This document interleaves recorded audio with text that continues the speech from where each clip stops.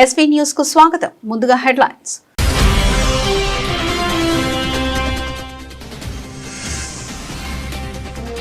Japan వేదికగా బెగ్యోస్ 200 మంది business delegations ను టోక్యోలో భారత్ వ్యాపార గర్జన.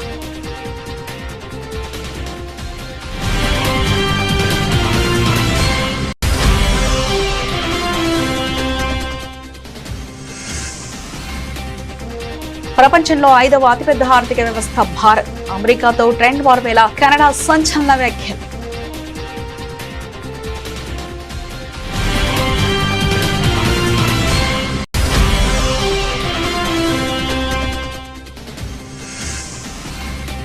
వన్ నేషన్ వన్ ఎలక్షన్ రాజ్యాంగబద్ధమే. కాంగ్రెస్ విమర్శలపై విరుచుకుపడ్డ శివరాజ్ సింగ్ చౌహాన్.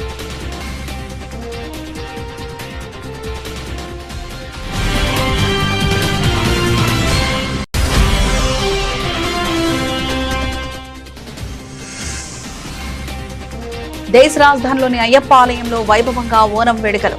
కేరళ సంస్కృతికి అద్దం పట్టిన వేడుక.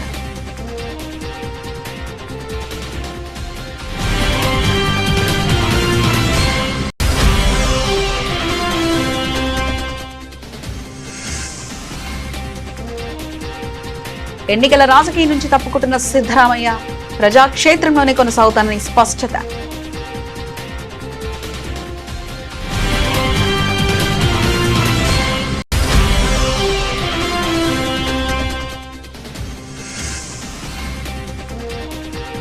బీసీ రిజర్వేషన్లు అడ్డుకున్నది చంద్రబాబే. ఆధారాల సహా బయటపెట్టిన మాజీ సీఎం వైఎస్ జగన్.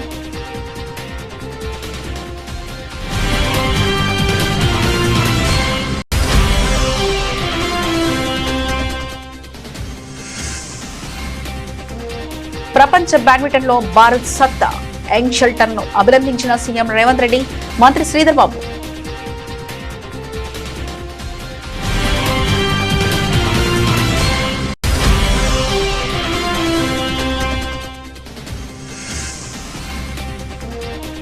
గోదావరి పుష్కరాలపై ముఖ్యమంత్రి చంద్రబాబు సమీక్ష. మొత్తం 4026 కోట్ల వ్యయంతో 4932 పనులు.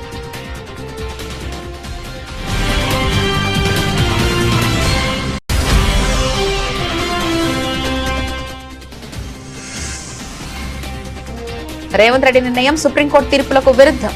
యుఎల్సి భూముల వివాదంపై బీఆర్ఎస్ పోరుబాట.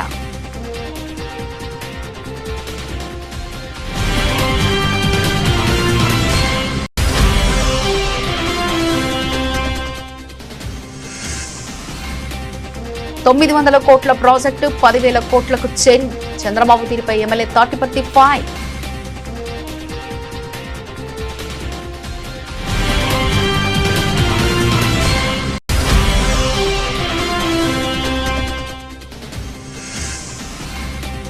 బంగ్లాదేశ్ హిందువులకు రక్షణ లేదు. రిటైర్డ్ టీచర్ కుటుంబ హత్యపై హిందూ మహాజ్యోత్ నిరసన జ్వాలలు.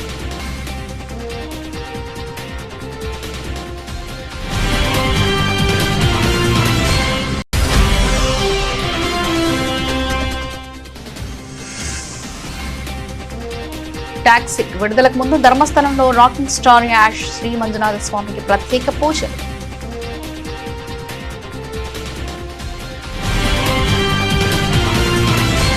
Anchor part 1. భారత్ జపాన్ దేశాల మధ్య వ్యాపార పెట్టుబడి సంబంధాల్లో ఒక కొత్త అధ్యాయం ప్రారంభమైంది. జపాన్ రాజధాని టోక్యోలో పర్యటిస్తున్న భారత కేంద్ర వాణిజ్య పరిశ్రమల శాఖ మంత్రి పీయూష్ గోయల్ ఒక సంచలన ప్రతిపాదన చేశారు. భారత్ జపాన్ స్టార్టప్లు మరియు పెట్టుబడిదారులను అనుసంధానించేందుకు ప్రముఖ టీవీ షో షార్క్ ట్యాంక్ తరహాలో ఒక పిచింగ్ సిరీస్ ను ప్రారంభించాలని ఆయన పిలుపునిచ్చారు.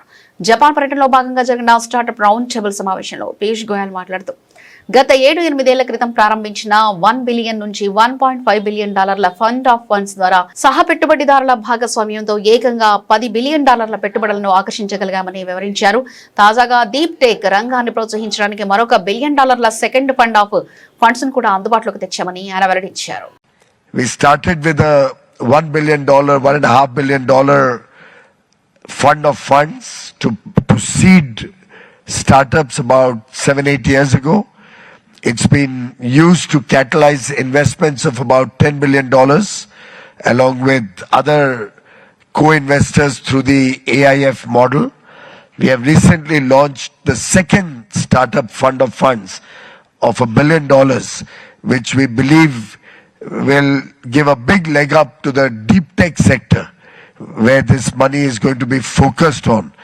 And we invite Japanese investors to co-invest along with this fund and along with other funds that are working through the AIF models in India, providing seed funds, credit guarantee, market access or ability to engage with the government for proof of concept or penetration into government procurement. Our effort is that no startup should ever falter or miss the bus for want of funding. And in that respect, Japan is an indispensable, a very valuable partner for India. With your industrial strength, with your technology outlook, with your large pool. అంతర్జాతీయ వాణిజ్య రంగంలో big development. అమెరికాతో తీవ్రస్థాయి వాణిజ్య యుద్ధం ఎదుర్కొంటున్న Canada ఇప్పుడు తన ఆర్థిక వ్యవస్థను కాపాడుకునేందుకు ప్రత్యామ్నాయ మార్కెట్లపై దృష్టి సారించింది. ఈ క్రమంలో కెనడా ఆర్థిక మంత్రి భారతదేశాన్ని ప్రపంచంలోనే 5వ అతిపెద్ద ఆర్థిక వ్యవస్థగా కొనియాడమే కాకుండా వాణిజ్య వైవిధ్యీకరణలో భారత్ కీలక భాగస్వామి కానుందని స్పష్టం చేశారు. ఇటీవల అమెరికా విధించిన భారీ సుంకాలు మరియు ఇరు దేశాల మధ్య సత్సంబంధాలు దెబ్బతిన్న నేపథ్యంలో కెనడా ప్రభుత్వం తన ఎగుమతుల కోసం ఇతర దేశాల వైపు వేగంగా అడుగులు వేస్తుంది. అమెరికాపైనే ఆధారపడడాన్ని తగ్గించుకునేందుకు కెనడా విదేశీ పెట్టుబడులు మరియు ద్వైపాక్షిక వాణిజ్యం పెంచుకోవాలని భావిస్తుంది. ఈ వ్యూహంలో వేగంగా ఎదుగుతున్న భారత ఆర్థిక వ్యవస్థ తమకు అత్యంత ప్రధానమైందని Canada సంకేతాలిచ్చింది. Plan A has always been to build Canada, to remove interprovincial trade barrier, to make sure that we diversify. I'm going to be hosting the Finance Minister of India just tomorrow, 5th largest economy in the world, 1.4 billion people that want to trade with Canada, and at the same time to make sure that we do big things in this country. This country is a nation that does big things. Just think about Churchill Falls we did recently. That's another James Bay. You know, a whole generation of people have dreamed about that. 20,000 jobs. You're talking about 70 billion of investment. Look at what the Prime Minister announced yesterday with my colleagues, Mr. Joly and others, about shipbuilding. We're investing in Canada. We're investing in Canadians. We are building our country strong. That's the response that Canada needs to have. దేశంలో one nation one election ప్రతిపాదనపై రాజకీయ వేడి తీవ్ర స్థాయికి చేరింది. ఈ ప్రతిపాదన రాజ్యాంగ విరుద్ధమంటూ Congress senior నేత పి చిదంబరం చేసిన వ్యాఖ్యలను కేంద్ర మంత్రి శివరాజ్ సింగ్ చౌహాన్ తీవ్రంగా ఖండించారు. జమిలీ ఎన్నికలు రాజ్యాంగబద్ధమైనని, దేశ ప్రయోజనాల దృష్ట్యా ఇవి అత్యంత ఆవశ్యకమని ఆయన స్పష్టం చేశారు. దేశంలో ప్రతి కొద్ది నెలలకు ఏదో ఒక మూలన ఎన్నికలు జరగడం వలన ప్రభుత్వాలకు, రాజకీయ పార్టీలకు ఊహించని రీతిలో భారీగా ఖర్చులు పెరుగుతున్నాయని శివరాజ్ సింగ్ చౌహాన్ ఆందోళన వ్యక్తం చేశారు. పదే పదే ఎన్నికలు కూడా అమల్లోకి రావడం వల్ల సంక్షేమ పథకాలు, మౌలిక వసతుల కల్పన మరియు సమగ్ర అభివృద్ధి పనులకు తీవ్ర విఘాతం కలుగుతుందంటూ ఆయన గుర్తు చేశారు. मैंने चिदंबरम जी का वो बयान पढ़ा कि एक राष्ट्र एक चुनाव असंवैधानिक है और इसको लागू करने का कांग्रेस का जमीर इजाजत नहीं देता. आप किस जमीर की बात कर रहे हैं? एक राष्ट्र एक चुनाव 1952 में होता रहा, लोकसभा विधानसभा के चुनाव. 57 में चुनाव साथ हुए, 62 में चुनाव साथ हुए, 67 में चुनाव साथ हुए. बाद में असंवैधानिक तरीकों से कांग्रेस ने निर्वाचित विरोधी सरकारों को गिराने का षड्यंत्र किया. उसके बाद यह व्यवस्था बिगड़ी. 1983 में विधि आयोग ने कहा कि एक साथ लोकसभा विधानसभा के चुनाव जरूरी है. चुनाव आयोग ये बात कह रहा है. 1918 में फिर विधि आयोग ने यह बात कही. असंवैधानिक कहां से हो गई? पूर्व राष्ट्रपति सम्मानीय रामनाथ कोविंद जी की कमेटी ने देश भर के चिंतक, मनीषी, विधिवेत्ताओं से चर्चा की और उसके बाद वो रपट तैयार हुई जिसमें एक राष्ट्र एक चुनाव की आवश्यकता को प्रतिपादित किया गया है. पहले लोकसभा और विधानसभा के चुनाव एक साथ हो, और बाद में 100 दिन के अंदर बाकी चुनाव भी हो जाएं। ये लगातार होने वाले चुनावों ने न केवल खर्चा बढ़ाया है, सरकार का खर्चा और राजनीतिक दलों का खर्चा, बल्कि विकास को बाधित किया है। हमारे देश में 5 साल 12 महीने 30 दिन हर सप्ताह रोज और कोई काम हो ना हो एक काम जरूर। దేశ రాజధాని ఢిల్లీలో కేరళ సంస్కృతి సాంప్రదాయాలను కలయికగా ఓనం పండుగ వేడుకలు అత్యంత వైభవంగా జరుగుతున్నాయి. ముఖ్యంగా ఆర్కేపురంలోని ప్రసిద్ధ శ్రీ అయ్యప్ప స్వామి దేవాలయంలో ఉదయం నుంచే పండుగ వాతావరణం నెలకొంది. ఢిల్లీ మరియు పరిసర ప్రాంతాల్లో నివసిస్తున్న వేలాది మంది మలయాళీ భక్తులు ఆలయానికి తరలివచ్చి అయ్యప్ప స్వామిని దర్శించుకున్నారు. ఆలయ ప్రాంగణాన్ని రంగురంగుల పూలతో వేసిన విశిష్టమైన పూకలం పూల రంగువల్లులు చూపులను విశేషంగా ఆకట్టుకుంది. ఉదయాన్నే స్వామివారికి శ్రీవేలి పంతిరడి పూజ మరియు ప్రత్యేక అభిషేకాలు నిర్వహించారు. కేరళ సాంప్రదాయ పద్ధతిలో ఆలయాన్ని సర్వాంగ సుందరంగా అలంకరించారు. చెండమేళం వాయిద్యాలు ఆధ్యాత్మిక సంగీతం మారుమ్రోగుతుండటంతో ఆలయం వద్ద కేరళను తలపించేలా ఆధ్యాత్మిక వాతావరణం కనిపించింది. మహాబలి చక్రవర్తిని ఆహ్వానిస్తూ జరుపుకునే ఈ ఓనం పండుగ సందర్భంగా ఆలయ యంత్రాంగం భక్తులకు ప్రత్యేక ఏర్పాట్లు చేసింది.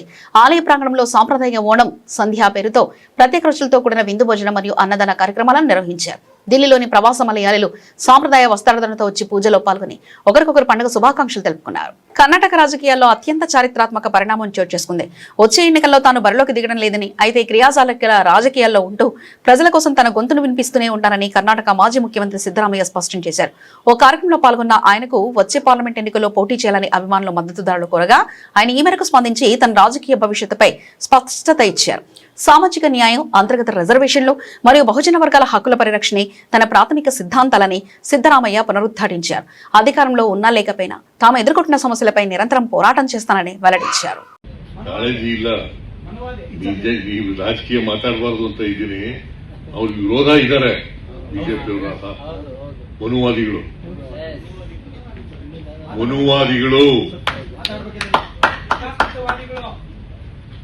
ಅವರು ವಿರೋಧ ಇದ್ದಾರೆ.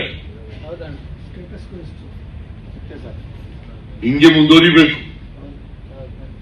ಆಗ ಮಾತ್ರ ನನಗೆ ಶೋಷಣೆ ಮಾಡ್ಲಿಕ್ಕೆ ಅವಕಾಶ ಆಗೋದು ಅಲ್ವಾ. ಬಡತನದಲ್ಲಿ ಇರಲೇಬೇಕು, ಶ್ರೀಮಂತಿಗೆ ಇರಲೇಬೇಕು, ಜಾತಿ ವ್ಯವಸ್ಥೆ ಇರಲೇಬೇಕು, ಚತುರ್ಣ ವ್ಯವಸ್ಥೆ ಜಾರಿ ಆಗಬೇಕು ಮಾಡಿ. ಬಾಬಾ ಸಾಹೇಬ್ ಅಂಬೇಡ್ಕರ್ ಅವರು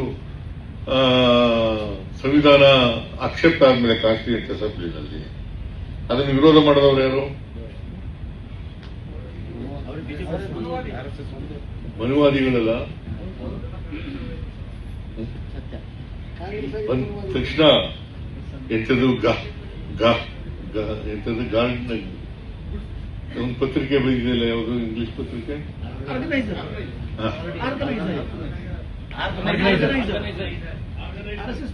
ఆర్గనైజర్. ఆంధ్రప్రదేశ్ రాజకీయాల్లో బీసీ రిజర్వేషన్ల అంశం తీవ్ర దుమారం రేపుతుంది. స్థానిక సంస్థల ఎన్నికల్లో బీసీలకు 34% రిజర్వేషన్ను అడ్డుకుంది. సీఎం చంద్రబాబునంటూ వైఎస్ఆర్సీపీ అధినేత మాజీ ముఖ్యమంత్రి వైఎస్ జగన్మోహన్ రెడ్డి సంచలన ఆరోపణలు చేశారు. మీడియా సమావేశంలో మాట్లాడిన జగన్ చంద్రబాబు నైజాన్ని కడిగి పారేశారు. తానెప్పుడు బీసీల వైపు ఉంటానని చెప్పుకునే చంద్రబాబు వెనకబడిన వర్గాల హక్కులను కాలరాశారని మండిపడ్డారు. తన అనుచరుడు వీరు ప్రతాప్ రెడ్డి ద్వారా హైకోర్టు, సుప్రీంకోర్టులో పిటిషన్ వేయించి 34% రిజర్వేషన్ను అడ్డుకున్నది చంద్రబాబేనని జగన్ ఆధారాలతో సహా స్పష్టం చేశారు.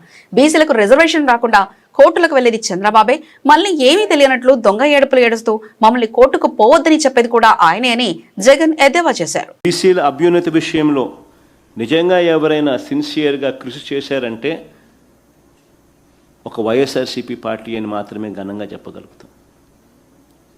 రాజకీయంగా, ఆర్థికంగా, సామాజికంగా వాళ్ళ తలరాతల్ని చిత్తశుద్ధితో మార్చాలని ప్రయత్నం ఎప్పుడైనా జరిగిందంటే అది వైఎస్ఆర్సీపీ ప్రభుత్వ హయాంలోనే.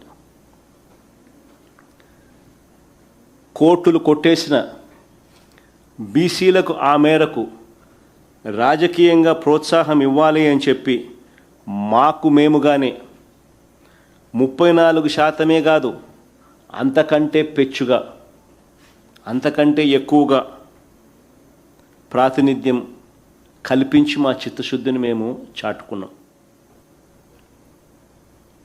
మా క్యాబినెట్లో 25 మంత్రులు ఉంటే అందులో 11 మంది బీసీలు, అంటే 40% మంత్రి పదవులు బీసీలకు ఇచ్చాం.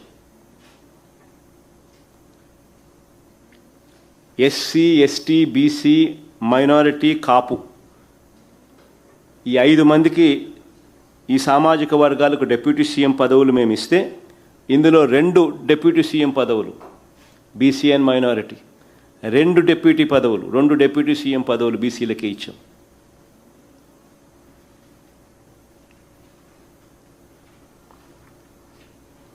వైఎస్ఆర్సీపీ ప్రభుత్వం వచ్చిన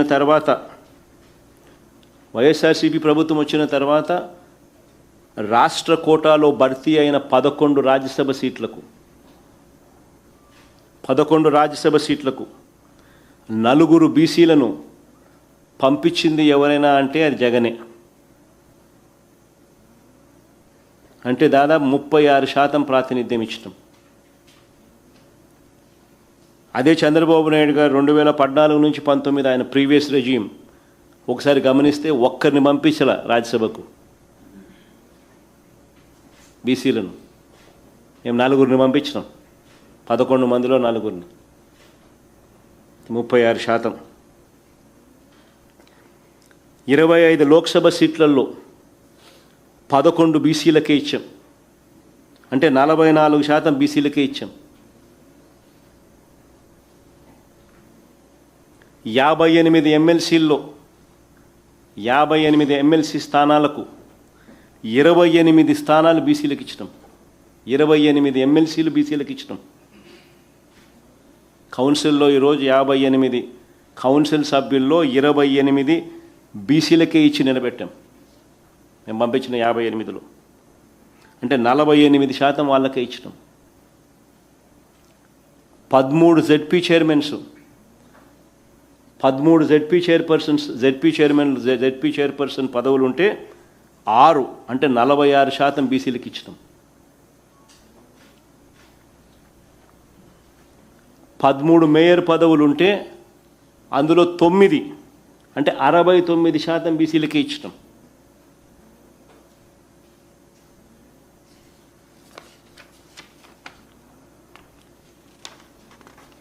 636 ఎంపీపీ స్థానాలు, మండల్ ప్రజా పరిషత్ ఎంపీపీ స్థానాలు 636 స్థానాల్లో 239 అంటే 38% బీసీలకే ఇచ్చినాం. Municipal chairpersons. ప్రపంచ బ్యాడ్మింటన్ రంగాన భారత పతాకాన్ని ఎగురవేసిన యంగ్ షట్లర్లు పుల్లెల గాయత్రి, గోపీచంద్ మరియు ట్రీసా జాలీలకు రాష్ట్రంలో ఘన స్వాగతం లభించింది. ప్రపంచ బ్యాడ్మింటన్ ఛాంపియన్షిప్ మహిళల డబుల్స్ విభాగంలో కాంస్య పథకం సాధించి చరిత్ర సృష్టించిన ఈ జోడిని తెలంగాణ ముఖ్యమంత్రి రేవంత్ రెడ్డి అభినందించారు. ప్రముఖ బ్యాడ్మింటన్ దిగ్గజం జాతీయ కోచ్ పుల్లెల గోపీచంద్ తో కలిసి గాయత్రి, ట్రీసాలు జూబ్లీహిల్స్ లోని ముఖ్యమంత్రి నివాసానికి చేరుకున్నారు. ఈ సందర్భంగా సీఎం రేవంత్ రెడ్డి వారిని ప్రత్యేకంగా అభినందించి సెలవుతో సత్కరించారు. ఈ కార్యక్రమంలో ఐటీ పరిశ్రమల శాఖ మంత్రి దుద్దిల శ్రీధర్బాబుతో పాటు ప్రముఖ బాజీ బ్యాడ్మింటన్ క్రీడాకారిణి పివివి లక్ష్మి కూడా పాల్గొన్నారు. వరల్డ్ ఛాంపియన్షిప్ లో అద్భుత ప్రదర్శనతో కాంస్య పథకాన్ని ముద్దాడి తెలంగాణ దేశానికి విశేష కీర్తి ప్రతిష్టలు తెచ్చిపెట్టారని ముఖ్యమంత్రి కొనియాడారు. భవిష్యత్తులో జరిగే ఒలింపిక్స్, ఆసియా గేమ్స్ వంటి అంతర్జాతీయ టోర్నీలో మరింత రాణించి స్వర్ణ పథకాలతో తిరిగి రావాలని సీఎం ఆకాంక్షించారు. అంతర్జాతీయ స్థాయిలో రాణించే క్రీడాకారులకు తెలంగాణ ప్రభుత్వం ఎల్లప్పుడూ పూర్తి మద్దతు మరియు ప్రోత్సాహాన్ని అందిస్తుందని సీఎం హామీ ఇచ్చారు. ప్రకృతి ఆరాధన, ఆధ్యాత్మిక చింతన మమేకం చేస్తూ గోదావరి పుష్కరాలు నిర్వహించాలని ముఖ్యమంత్రి నారా చంద్రబాబు నాయుడు అధికారులకు సూచించారు. ఎక్కడా పవిత్రత దెబ్బతినకుండా, భక్తులకు సమస్యలు తలెత్తకుండా ఇప్పటి నుంచే చర్యలు తీసుకోవాలని ఆదేశించారు. వచ్చే ఏడాది జూన్ 26 నుంచి జూలై 7 వరకు 12 రోజుల పాటు పుష్కరాలు అత్యంత వైభవంగా జరపాలని చెప్పారు. పుష్కరాలు కేవలం ప్రభుత్వం నిర్వహించడమే కాదని స్థానిక ప్రజలను భాగస్వాములు చేయాలన్నారు. పుష్కరాల్లో భాగంగా 4026 కోట్లతో చేపట్టిన 4932 పనులకు సంబంధించి పురోగతిపై సచివాలయంలో మంగళవారం ముఖ్యమంత్రి సమీక్షించారు. పుష్కరాలకు ఇంకా 10 నెలల సమయం ఉన్నందున త్వరితగతిన అన్ని పనులు ప్రారంభించి సకాలంలో పూర్తి చేయాలన్నారు. తెలంగాణలో అర్బన్ ల్యాండ్ సీలింగ్ మరియు సెక్షన్ 22A నిషేధిత భూముల వ్యవహారం తీవ్ర దుమారం రేపుతుంది. దశాబ్దాల క్రితం క్రమబద్ధీకరించిన ఆస్తులను కూడా రాత్రికి రాత్రి నిషేధిత జాబితాలో చేర్చడంపై రేవంత్ రెడ్డి ప్రభుత్వం బీఆర్ఎస్ సీనియర్ నేత మాజీ మంత్రి హరీష్ రావు తీవ్రస్థాయిలో వచ్చుకట్టారు. కుత్బుల్లాపూర్ నియోజకవర్గంలో 22A భూముల బాధితుల ఆవేదనను ఆలకించిన అనంతరం హరీష్ రావు మాట్లాడారు. 2008లోనే అప్పటి వైఎస్ రాజశేఖర రెడ్డి ప్రభుత్వం తెలంగాణ ప్రాంతంలో యుఎల్సి అర్బన్ ల్యాండ్ సీలింగ్ చట్టాన్ని రద్దు చేసిందని, దశాబ్దాల క్రితమే ఆ భూములన్నీ చట్టబద్దమైన పట్టాభూములుగా మారిపోయాయని గుర్తు చేశారు. కానీ ఇవాళ రేవంత్ రెడ్డి ప్రభుత్వం ఆ భూములను 2008 కంటే ముందు యుఎల్సి పరిధిలో ఉన్నాయనే నేపథ్యంతో సెక్షన్ 22A నిషేధిత జాబితాలో పెట్టడం అత్యంత దుర్మార్గమైన చర్య అని మండిపడ్డారు. 2008వ సంవత్సరంలో రాజశేఖర రెడ్డి గారు ముఖ్యమంత్రిగా ఉన్నప్పుడు ఈ రాష్ట్రంలో యుఎల్సి యాక్ట్ను రద్దు చేయడం జరిగింది. అర్బన్ ల్యాండ్ సీలింగ్ ను రద్దు చేసినారు తెలంగాణ రాష్ట్రంలో. యుఎల్సి రద్దు అయిపోయిన తర్వాత, యాక్ట్ చట్టం రిపీల్ అయిన తర్వాత భూములన్నీ ఫ్రీ అయినాయి కదా, లేఅవుట్లు అయినాయి, హుడా అనుమతులు ఇచ్చింది, గవర్నమెంట్ అనుమతులు ఇచ్చింది, ప్రజలు ప్లాట్లు కొనుక్కున్నారు, అక్కడ ఇండ్లు కట్టుకున్నారు.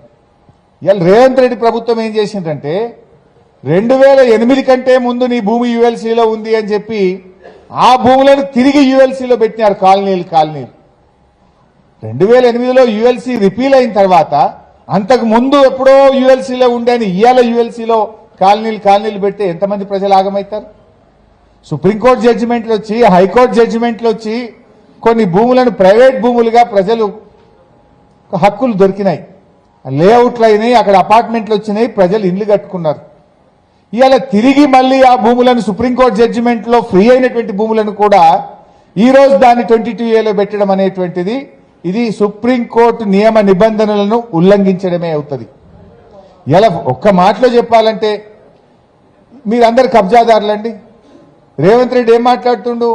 కబ్జాదారులే ధర్నాలు చేస్తుండ్రు. మీరు ఈ వయసులో 70 ఏళ్ల వయసులో 80 ఏళ్ల వయసులో పిలిస్తే కూడా మీరు రారు. పొలిటికల్ మీటింగ్ పెడితే మీ కడుపులో ఆవేదన ఉంది గనక, ఆందోళన ఉంది గనక, మీకు అన్యాయం జరిగింది గనక మాకు న్యాయం జరగాలని చెప్పి ఇలా మీరందరూ కూడా బయటకు వచ్చినటువంటి పరిస్థితి. దాన్ని అర్థం చేసుకొని చేసిన తప్పును సరి చేసుకోవాల్సిన ప్రభుత్వం ఇంకా ఉల్టా మిమ్మల్ని పట్టుకొని కబ్జాదారులు అనడం అంటే ఇదేదో పుండు మీద కారం చల్లినట్టు. మీరైనా కబ్జాదారులా? రూపాయి సంపాదించి కష్టపడి మీ జీవితం యొక్క కళ ఆ ఇల్లు అపార్ట్మెంట్ను మీరు కట్టుకుంటే ఇవాళ దాన్ని రాత్రికి రాత్రి 22A పెట్టి ప్రజలతో ఆడుకుంటున్నటువంటి పరిస్థితి. ఆంధ్రప్రదేశ్ రాజకీయాల్లో ప్రకాశం జిల్లా జీవనాడి వెలుగొండ ప్రాజెక్టుపై విమర్శల వేడి రాజుకుంది. తెలుగుదేశం పార్టీ మరియు చంద్రబాబు నాయుడుపై ఎర్రగొండపాలెం వైఎస్ఆర్సీపీ ఎమ్మెల్యే తాటిపర్తి చంద్రశేఖర్ తీవ్రస్థాయిలో విరుచుకుపడ్డారు. వెలుగొండ ప్రాజెక్టును చంద్రబాబు కేవలం ఎన్నికల లబ్ధి కోసమే వాడుతున్నారని ఆయన ఆరోపించారు. మీడియా సమావేశంలో మాట్లాడిన ఎమ్మెల్యే తాటిపర్తి చంద్రశేఖర్ 1996 పార్లమెంట్ ఎన్నికల్లో వెలుగొండ ప్రాజెక్టును చంద్రబాబు ఒక రాజకీయ పావుగా వాడుకున్నారని మండిపడ్డారు. ఆ ఎన్నికలు పూర్తయిన తర్వాత మళ్లీ 9 ఏళ్ల పాటు ఆ ప్రాజెక్టు వైపు తిరిగి కూడా చూడలేదని విమర్శించారు.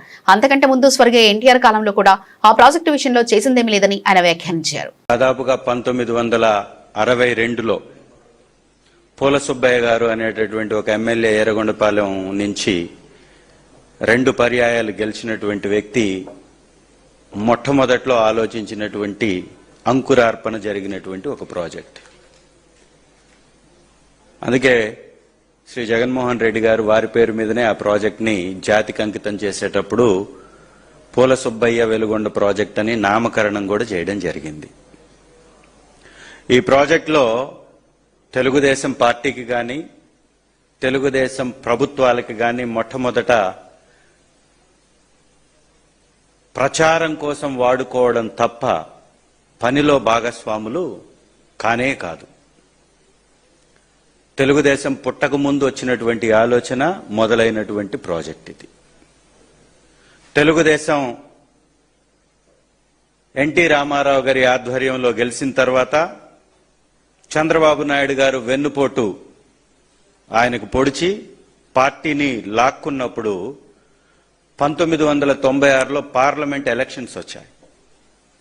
ఆ సమయంలో పశ్చిమ ప్రకాశంలో గెలవాలి అంటే వెలుగొండ ప్రాజెక్ట్ని ప్రచారంగా అస్త్రంగా వాడుకోవచ్చని 1996 ఏప్రిల్ 20 తారీఖున కొబ్బరికాయ కొట్టి శంకుస్థాపన చేసి శంకుస్థాపన పేరుతో 10 లక్షలు ఖర్చు పెట్టి ఆ 10 లక్షల ఖర్చు కూడా టెంటులకి సామానులకి తప్ప ప్రాజెక్టుకి కాదు అనేది రికార్డ్స్ చెప్తున్నటువంటి అంశం. ఆ రికార్డ్స్లోనే మేము చెప్తే ఎట్లాగూ దాని మీద విషం చల్లుతారు, తప్పుడు ప్రచారంగా చిత్రీకరిస్తారని ఏఐ, చాట్ జీపీటీ, గూగుల్ ఇవి రెండిట్లో కూడా వెలుగొండ ప్రాజెక్టు యొక్క చరిత్ర ఏంటి అని కొడితే వస్తున్నటువంటి వివరాల సారాంశంనే ఈ పేపర్లో కూడా తీసుకొని వచ్చాను. మొట్టమొదట ఆ ప్రాజెక్ట్ స్టార్ట్ చేయడంలో కానీ, పని మొదలు పెట్టడంలో కానీ, పర్మిషన్ రావడంలో కానీ, డిపిఆర్ సిద్ధం చేయడంలో కానీ తెలుగుదేశం పాత్ర శూన్యం. 1996లో పార్లమెంట్ ఎలక్షన్స్ కి పావుగా వాడేశాడు వెలుగొండ ప్రాజెక్ట్ ని చంద్రబాబు నాయుడు గారు. ఈ బూడిద పార్టీ అధ్యక్షుడు ఆ వెలుగొండ ప్రాజెక్టుకి బూడిదని పూసేసి 9 సంవత్సరాలు తిరిగి చూడలేం మళ్ళీ. బంగ్లాదేశ్లో మైనార్టీ హిందువులపై జరుగుతున్న దాడులు మరియు దౌర్జన్యాలు మరోసారి అంతర్జాతీయ స్థాయిలో తీవ్ర ఆందోళన కలిగిస్తున్నాయి. రంగపూర్లో రిటైర్డ్ హిందూ ఉపాధ్యాయుడు గణపతి చక్రవర్తితో పాటు ఆయన భార్య 2 పిల్లలను దారుణంగా హత్య చేసిన ఘటన బంగ్లాదేశ్ వ్యాప్తంగా కలకలం రేపింది. ఈ దారుణ హత్యలను నిరసిస్తూ బంగ్లాదేశ్ జాతీయ హిందూ మహాజ్యోత్ ఆధ్వర్యంలో పెద్ద ఎత్తున నిరసన కార్యక్రమాలు చేపట్టారు. ఈ సందర్భంగా జాతీయ హిందూ మహాజ్యోత్ executive president advocate Pradeep Kumar Paul ప్రభుత్వ తీరుపై మౌలికవాదుల కుట్రలపై తీవ్ర స్థాయిలో మండిపడ్డారు. హిందువులను వేధించడానికి, ఈ దేశం నుంచి వారిని తరిమివేయడానికి ఇదొక కొత్త వ్యూహం. బంగ్లాదేశ్ లో హిందువులకు ఏమాత్రం రక్షణ లేదు. భవిష్యత్తులో ఇక్కడ హిందువులను వరుసగా హత్య చేసే ప్రమాదం ఉందని ప్రదీప్ కుమార్ పాల్ ఆవేదన వ్యక్తం చేశారు. బంగ్లాదేశ్ ప్రజలతో పాటు ప్రపంచ దేశాలు వెంటనే స్పందించి హిందువుల రక్షణకు చర్యలు తీసుకోవాలని ఆయన బహిరంగంగా విజ్ఞప్తి చేశారు. আমরা এই সমস্ত নাটক বুঝি, এই সমস্ত চালাকি করে হিন্দু নির্যাতন করা হচ্ছে। এটা হিন্দু নির্যাতনের নতুন একটা কৌশল, হিন্দুদেরকে দেশ ছাড়া করার জন্য কৌশল। আমরা এই প্রতিবাদ জানানোর জন্য আজকে এখানে একত্রিত হয়েছি। আমরা এদেশের জনগণ তথা বিশ্ববাসীর কাছে আবেদন, এদেশে হিন্দুরা নিরাপদ না, এদেশে হিন্দুরা মোটেই নিরাপদ না, এদেশে হিন্দুদেরকে মেরে ফেলা হবে।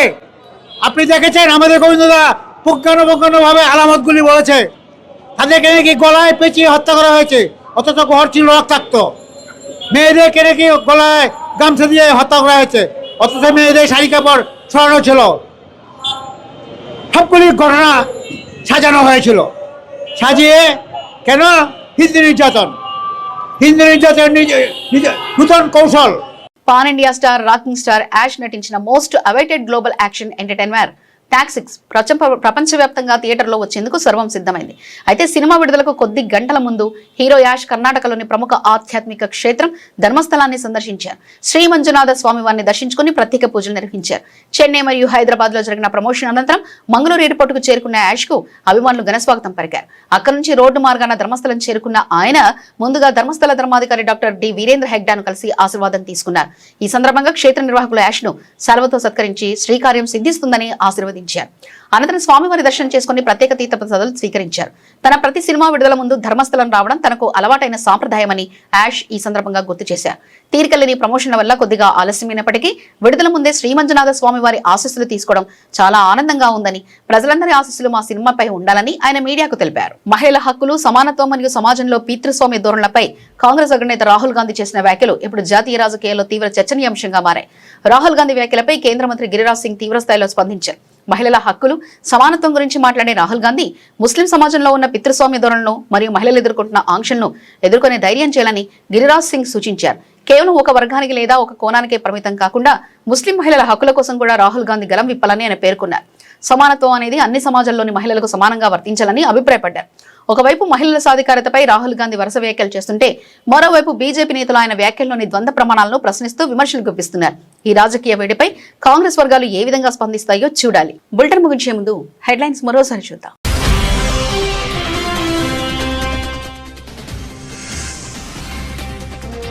జపాన్ వేదికగా బిగ్ న్యూస్, 200 మంది బిజినెస్ డెలిగేషన్స్ ను టోక్యోలో భారత్ వ్యాపార గర్జన.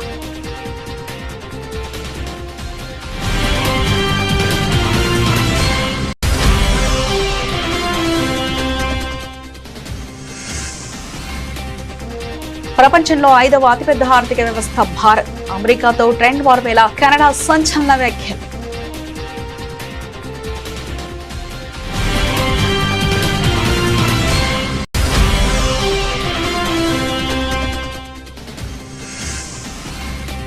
వన్ నేషన్ వన్ ఎలక్షన్ రాజ్యాంగబద్ధమే, కాంగ్రెస్ విమర్శలపై విరుచుకుపడ్డ శివరాజ్ సింగ్ చౌహాన్.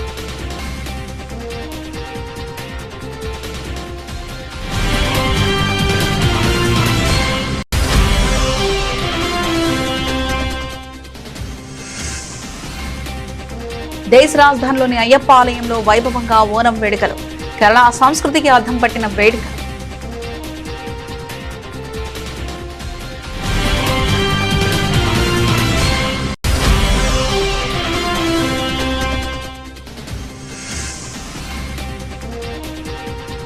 ఎన్నికల రాజకీయం నుంచి తప్పుకుంటున్న సిద్ధరామయ్య, ప్రజాక్షేత్రంలోనే కొనసాగుతానని స్పష్టత.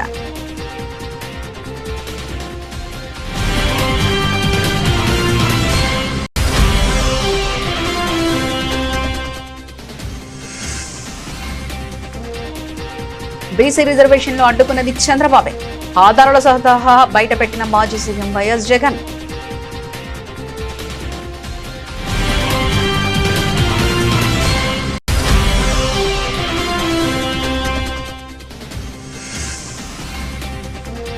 ప్రపంచ బ్యాడ్మింటన్ లో భారత్ సత్తా.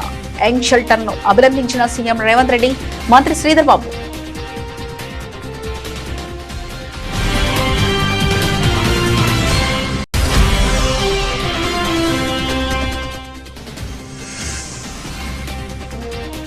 గోదావరి పుష్కరాలపై ముఖ్యమంత్రి చంద్రబాబు సమీక్ష. మొత్తం 4026 కోట్ల వ్యయంతో 4932 పనులు.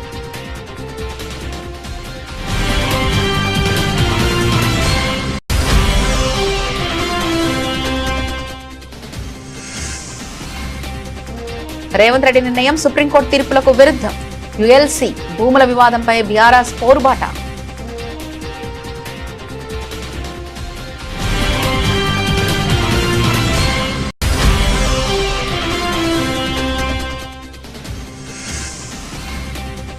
$900 కోట్ల ప్రాజెక్టు 10,000 కోట్లకు చేరింది. చంద్రబాబు తీరుపై ఎమ్మెల్యే తాటిపత్తి ఫైర్.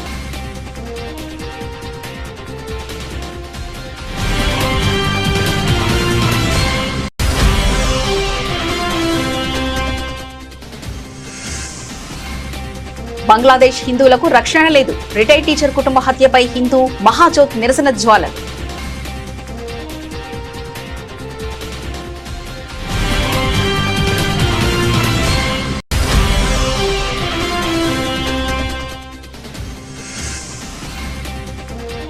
ట్యాక్సీ విడుదలకు ముందు ధర్మస్థలంలో రాకింగ్ స్టార్ యాష్ శ్రీ మంజునాథ స్వామికి ప్రత్యేక పూజలు.